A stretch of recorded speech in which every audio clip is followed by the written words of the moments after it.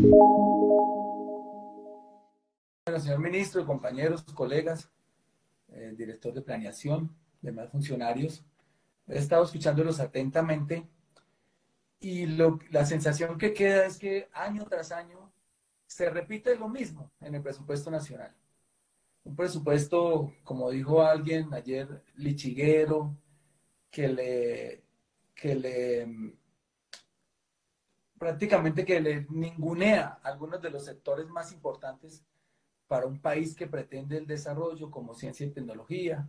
Siempre toca estar rogando que le suban a cultura, a agricultura, al medio ambiente. Ese es el cuento de nunca acabar. Pero lo que más preocupa de esto es que no aparece en el horizonte un cambio de modelo, que no solamente debería ser el discurso de la izquierda o de los partidos progresistas, sino que por lo imperativo del momento, por, por el momento que vive el mundo, por la conciencia que está tomando el mundo sobre el cambio climático, pues es imperativo ir pensando en cómo vamos a reemplazar estas, estos ingresos que son la mayoría dentro del presupuesto nacional mmm, sobre las exportaciones, las monoexportaciones de carbón y de petróleo. Uno sabe que estamos adormilados ahí y no obstante el golpe que ha sufrido el presupuesto de este año por los bajos precios internacionales del petróleo y que de esto quería hablarles, se avecina una nueva, un nuevo bajón en el precio del petróleo porque la pandemia, que todo el mundo creía que se estaba acabando, que había tenido su pico en julio y agosto y que para esta época o para diciembre había desaparecido, pues ha tomado un reavivamiento del que aquí no estamos haciendo una contingencia en este presupuesto. Un nuevo acuartelamiento, no estamos haciendo una contingencia de un pico que seguramente va a pasar como está pasando hoy en España. Y les cuento muy rápido el caso de España. El caso de España fue muy similar al de Colombia, tuvo un pico muy alto de muertes e infectados, bajó, abrió la economía sin que se hubiera extirpado del todo la pandemia o la amenaza de la pandemia. Llegaron a tener 200 infectados diarios, que era prácticamente la extinción, pero resulta que hoy está teniendo entre 12.000 y 13.000 nuevamente infectados al día y hoy España llegó a 700.000. Colombia está llegando a 800.000 infectados con un agravante y es que España, yo tengo aquí el dato, ha hecho, bueno, ya les doy el dato de la cantidad de pruebas que ha hecho España, pero Colombia no ha hecho las pruebas suficientes. Ahí es donde tenemos nosotros el talón de Aquiles y no quiere decir que somos 800.000 o son 800.000 infectados, sino que esa cifra podría multiplicarse fácil por 4 por 5 y estamos hablando de una amenaza real que el gobierno ha tratado de aplanar a punta de negar una gran cantidad de pruebas. Por ejemplo, España que está llegando hoy a 704.000 eh, infectados, ha hecho 11.800.000 pruebas y tiene una población de 46 millones de habitantes. Colombia, con 50 millones de habitantes, ha hecho 3.500.000 pruebas. Pueden imaginar si Colombia hiciera 11 millones de pruebas, es decir, 3 o 4 veces las que ha hecho hoy. ¿Cuántos infectados tendríamos hoy? Pues estaríamos al nivel casi de Brasil. Y de ese tamaño la pandemia aquí no lo queremos reconocer. Hoy Colombia ya es el quinto país del mundo con mayor número de infectados del mundo. Estas tablas de Bloomberg hablan más o menos de 202 países y de algunas otras entidades y completan 213 entes territoriales nacionales. Y Colombia es el quinto. Para que nos vengan a decir todos los días en un reality que ya es desafiante, que ya es desesperante, manejado por el presidente de la República, sin fallar un solo día, lo cual indica que lleva 7 meses sentado en la Casa de Nariño, sin ir a las regiones, sin ir a ponerle el pecho a los problemas del país, que Colombia que ha tenido un manejo adecuado de la pandemia. No, señores, ese es de los peores manejos de la pandemia. Sacan pecho diciendo que tenemos menos muertos, estamos llegando a 25.000 que muchos países, pero tenemos más que Rusia, que tiene 145 millones de habitantes, y tenemos más tenemos casi los mismos más que Sudáfrica, que también tiene 60 millones de habitantes. Y en fin, bueno, no quiero detenerme en la cifra porque esto no es un debate sobre la pandemia. Lo que quiero decir es que la pandemia está más viva que nunca. En pocos días, si llegamos a hacer el número de pruebas suficiente, nos vamos a dar cuenta que va a ser necesario un nuevo confinamiento. O de lo contrario, ya afrontarlo y hacer que en Colombia mueran 50.000 personas y que los infectados tal vez lleguemos a 3 o 4 millones de personas.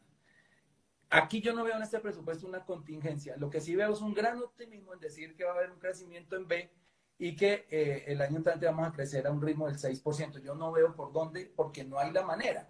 Para poder crecer a ese ritmo se necesita que la gente tenga un poder adquisitivo, que los hogares estén sanos en economía, que salgan a comprar, que salgan a viajar, que consuman. ¿Y de dónde van a consumir si tenemos el empleo más alto de la zona de Latinoamérica y el más alto de la OCDE? Porque siempre dicen, es que no es culpa de Colombia que haya golpeado la pandemia si eso nos está golpeando a todos en el mundo. Pues sí, nos ha golpeado a todo el mundo, no hay un solo país hoy ya sin pandemia. Pero ¿por qué tenemos los peores resultados en empleo? Porque porque no se asistieron a tiempo las pequeñas, medianas y microempresas y grandes empresas con el subsidio de la nómina. Se vaciló mucho. Cuando ya se creó este subsidio a través de un decreto, ya fue tarde, ya las empresas habían sacado a la calle 5 millones de personas. Entonces yo no entiendo cómo vamos a impulsar un crecimiento, que el crecimiento, para que pues ustedes los expertos saben que el crecimiento del año pasado y el del antepasado fue impulsado por el consumo. Y miren cómo es de importante, y aquí le reconozco algo al gobierno, esa alza del 6% del salario mínimo del año antepasado, cuando la inflación había sido de 3 y pico, mire cómo movió el consumo. Solo una alza, darle un 3 puntos más de poder adquisitivo a la gente, cómo movió el consumo, y el Banco de la República lo ha hecho en diferentes escenarios y también en la Comisión Tercera cuando nos ha visitado, que el mayor crecimiento se dio por el aumento del 7% en el consumo. Y eso fue porque le subimos un poquito al salario mínimo, y de ahí nuestra perorata de que un salario mínimo más alto, como lo hacen en Estados Unidos, por ejemplo. Obama lo subió de la hora de 7.33 a 10.30 la hora, y ese país se disparó en consumo. Es una cosa muy fácil de entender. Si la gente tiene poder adquisitivo, sale y compra, y si la gente sale y compra, pues mueve las industrias, mueve el comercio, mueve el empleo. Y aquí no lo hemos querido entender. Sin embargo, están hablando de un crecimiento del 6% que no sé de dónde salga. Y ya hablando del presupuesto, pues muy preocupados. Yo hice esa pregunta ayer también. Me perdonen las personas que me están viendo y que ya me escucharon esto mismo, y es una pregunta que no me ha resuelto el ministro, y es que en el presupuesto aparecen 35 billones de un rubro que se llama otros recursos de capital, señor ministro. ¿De dónde salen 35 billones de otros recursos de capital? Quiero saber eso. Y para mí la respuesta más obvia es que o usted está preparando una nueva reforma tributaria y no nos lo ha dicho, y si es así, a esta reforma tributaria, ¿a quién más le quiere quitar plata?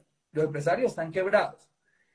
Se me ocurre que van a volver a la vieja fórmula y fácil fórmula de apelar al IVA. Cuando el IVA y la renta hoy representan el 89, casi el 90, 89.6, casi 90% de todos los ingresos del presupuesto.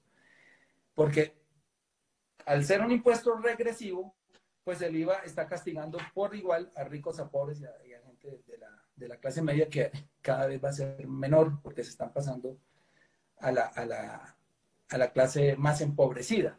Entonces, señor ministro, por favor, una de las preguntas que me intrigan y hemos estado analizando con todos los asesores, ¿de dónde salen los 35 billones de estos otros recursos de capital? Porque la verdad nosotros no sabemos de dónde. Pero para no quedarnos en la denuncia, pues hemos propuesto, y ojalá en los debates que se ven en plenaria, esto quede estipulado, que tenemos que seguir insistiendo en la abolición de todos los beneficios tributarios, de las exenciones tributarias. Es grosero en un país con esta desigualdad, que volvió a tener un índice Gini que nos ubica en tercer lugar, junto con Honduras, como los países más desiguales, de 53.5, si no estoy mal, disculpen que no tengo la cifra escrita, pero más o menos el índice Gini, que mide la pobreza, se está acrecentando más con la pandemia. porque si nosotros miramos las cifras de los subsidios que se han entregado durante este gobierno, pues vemos que siempre están beneficiados los grandes empresarios. Comenzando porque la primera entrega de recursos del FOME, recuerda que fueron para el agro. Y Finagro entregó el 94% de estos recursos a los grandes empresarios del agro. Anoche se cometió una injusticia impresionante al permitir que solo el 0,7 de los empresarios obtengan 2 de los 3 billones que se van a entregar como subsidios a la nómina y que se dejen por fuera los microempresarios, que son los que más ponen el empleo en Colombia, que son los que están luchando contra la informalidad, porque el primer paso para entrar a la formalidad es el microempresario. Y ayer el Congreso de la República les dio una bofetada, bueno, valga la pena decir casi la mitad, porque fueron 49 contra 45, Centro Democrático, Partido Conservador, le dieron una bofetada a los microempresarios, que son los más afectados por la pandemia. Y ni qué decir del sector informal. Nada, no aparecen ayudas para ellos, salvo 160.000 pesos que alguno de ellos recibirá por mes y que obviamente son insuficientes. Entonces, pues ya para terminar, señor ministro, yo creo que nos están diciendo mentiras, sinceramente. Aquí no va a haber un crecimiento del 6%, ojalá me equivoque, ojalá sea del 10%, y si quieren